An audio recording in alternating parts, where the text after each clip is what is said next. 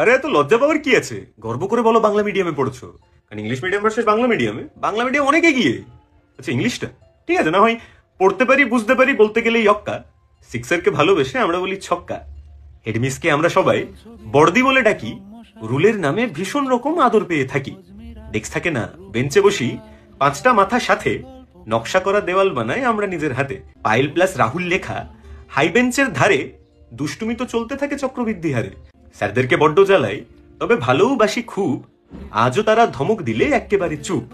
Fancy কোনো canteen নেই, তবে ফুচকা গাড়ি আসে, হাত গলিয়ে সব পেয়ে যায় বড় গেটের পাশে। আচ্ছা মানছি যে টেকনোলজির ঘাটতি আছে, স্কুলটা মোদের বুড়ো, তবে ক্লাসের কোণে আজও পাবে আদিম চকের গুঁড়ো।